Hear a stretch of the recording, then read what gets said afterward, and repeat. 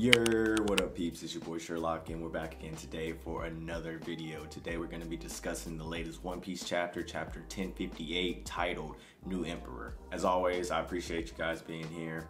We're going to be doing this chapter review discussion a little bit different. I had a busy weekend, and so it's not going to be the whole scripted kind of thing. We're just going to kind of go off the cuff and see how it goes. So we'll quickly talk about the cover story. The cover story is continuing with the German 66, Cold-Blooded Voyage. And it's just Caesar continuing from last week. He looked like he has spread poison gas all over the room, and he's begging Germa to help him escape. So this is obviously how Caesar's gonna end up escaping. He's gonna help Germa out. They're both gonna find some mutual benefit in that. And then this is gonna link Judge with Caesar, and I think eventually Vegapunk. And I think when Vegapunk is introduced, all the scientists from Mads like Caesar, Judge, maybe even Queen come back into the story later, and it's kind of some explanation in there for devil fruits, lineage factor. It'll be the introduction of the SSG. So I think that's where they're going with that cover story. Past that, we're done with the Uta stories. Film Red's way past us now, so we can get into the chapter. So we start off the chapter on the Sunny. We got the crew back together, all together, joking around on the Sunny. Haven't had that since landed on Punk Hazard way back when. So it's just really nice to see that. That made this chapter really good for me.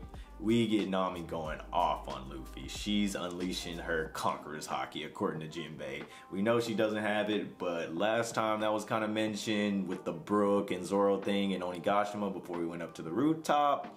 Zoro actually had Conqueror's Haki. So it'll be exciting to see what Oda does with that. He's not tricking me this time. So I'm watching you, Oda. I myself, like most One Piece fans, love a bounty reveal. So this chapter was extra hype. And let me say before I even get into the bounties that these bounties were mind-blowing, out of this world. People who did major things or were known in the world before, like Sanji, Zoro, Jinbei, Luffy, and even Robin, they kind of got bounty increases that jumped way up. All the rest of the Straw Hats, they got exactly 300 million berry increases, all of them. Choppers, of course, is still a joke, and Frankie is a ship now. Which is funny because in Oda's SBS bad endings for the Straw Hats, I think Frankie's 60 age bad ending is actually him as a battleship, so that's pretty funny. Then we get to the part of the chapter where Oda continues his gag on Sanji. Sanji is now 4th highest bounty in the crew, and he's not liking that at all. Jinbei is above him. I don't like that because Jinbei fought Who's Who was a Toby Ropo. I know they are kind of close to the All-Stars, but he did not defeat an All-Star or Yonko Commander. I know he had clout back in the day, but no way he should be just joining the crew and over Sanji at this point. I know it's all trolling and a joke, and it was funny. It was very funny, but come on, Oda, don't do my boy Sanji like that. You constantly doing my boy Sanji dirty. But it's real cool because Robin's bounty jumped way up. I think she's at like 930 some mil. And our 3 big fighters of the crew, our big commanders, Sanji, Zoro, Jinbei, they're all over $1 billion now, which is crazy to say coming from where we've come from. There's probably some number puns in this bounty because we know Oda loves to do number puns, and Zoro's is kind of like a little weird. So I'm interested to see what he's trying to do with Zoro's number pun. Then we have Luffy. We all know he's at 3 billion now. But every time Oda put his little Emperor caption, he had Luffy in a cage looking like a sad animal. Nami just always dominates. It's simple. I don't care if you're Emperor or not. On the Straw Hat crew, Nami is #1 when it comes to strength. Then we move on to the second part of this chapter. It's where we get our Buggy defraud explanation. So like many of us theorized, Buggy's finessing. Crocodile was the ringleader. He came up with all the ideas, and then Mihawk joined because he wants to be alone, doesn't want to have to move his islands, deal with all of that. He wants to just be in peace, fight strong people, chill. And with the warlords being disbanded, he was definitely not going to be able to do that. He was about to be on the run. having to slay Marines again and just constantly running and moving his home. And Crocodile offered him an out. So of course he was gonna join that. But what happened was, of course, Buggy's followers who worship him, they printed the newspaper with Buggy as the top commander because they think Crocodile and Mihawk are under Buggy because Buggy can do no wrong. And also, the Marines believe this because they only know snippets of Buggy. They know Buggy breaking out of Impel Down. They know Buggy talking to Whitebeard. They know Buggy on Gold Roger's ship. They know Buggy standing shoulder to shoulder with Shanks. And now they know Mihawk and Crocodile under Buggy in a coalition. So of course, they think Emperor. But of course, we know different. And then we get some things we've been waiting on a while. Mainly one thing, Dracula Mihawk's bounty. And it is astronomical. I think it could have been higher though, but it's still astronomical. 3.5 billion berries under Shanks. But Shanks also has a crew and the title of Emperor, so that kind of explains that. This just fuels the Shanks, Mihawk debate, which is over which. Are they equal to each other? Let's just say that they're equal right now. Mihawk is a better swordsman, it's stated in this chapter.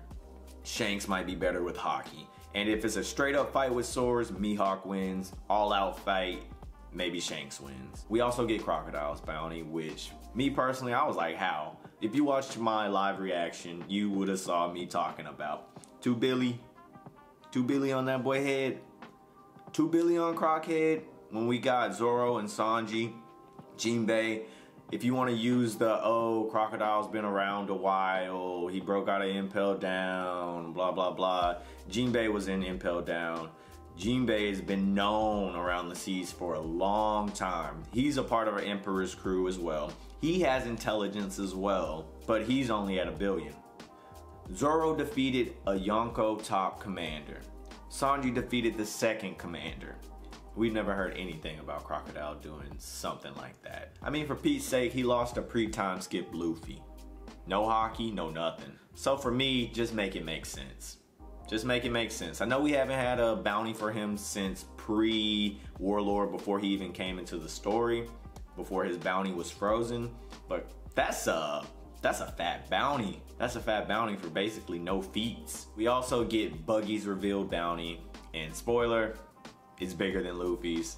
Kinda upset about that. I'm thinking Luffy's gonna have the lowest Emperor bounty once Blackbeard gets his new bounty released. But to be under Buggy, I know it's a joke and Oda loves Buggy, but to be under Buggy, the world's biggest clown, come on now. But they had Buggy's bounty at 3.1 mil. But again, with the things that the government think they know about Buggy and not really knowing Buggy like we do, it makes sense. I'm interested to see what are Crocodile's plans for this cross-skill organization he's trying to start up right now. And to me, it even seems like we might be getting more on Mihawk's past and why he does the things he does. But now let's move to the last part of the chapter.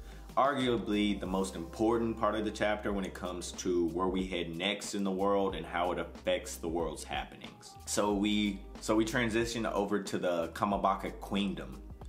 We have the top commanders and they've gotten back to the Kamabaka Queendom. However, it's revealed that they got separated from Sabo in a way, and they really don't know what happened between Sabo, King Cobra, and Vivi. So that's still a mystery to us. But they did recover the original Kuma, and apparently Kuma has audio recordings or maybe even video to show Dragon about what truly happened. And what I was theorizing last week, I think is gonna come true.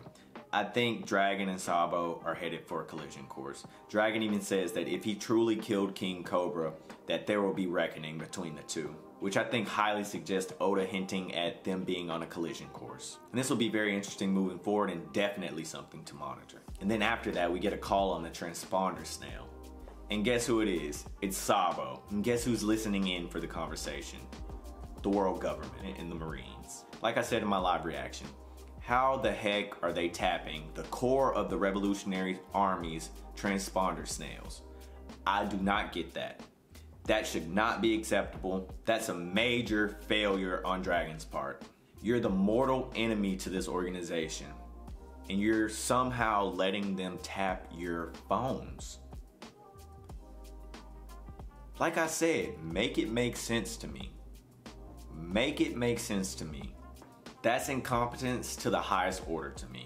And I know the Navy's been seen tapping phones throughout the story, but you're literally their greatest enemy. You're the world's most wanted man, and your phones are tapped.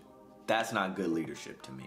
Still very excited that Dragon's getting more panel time, and I'm very interested to see what Oda has in store for him and Sabo. It seems like the revolutionary's time in the story is finally coming, and it's perfect because a world war is quickly approaching. I personally do think King Cobra died by Sabo's hands. I do think there's a very good explanation for it, but I do think he killed King Cobra. It might have even been King Cobra's desire. Oda showed him sickly and dying, and he was also trying to challenge the world government and find out information. I pray Oda doesn't cut away from this next chapter and actually gives us a little bit of explanation for it.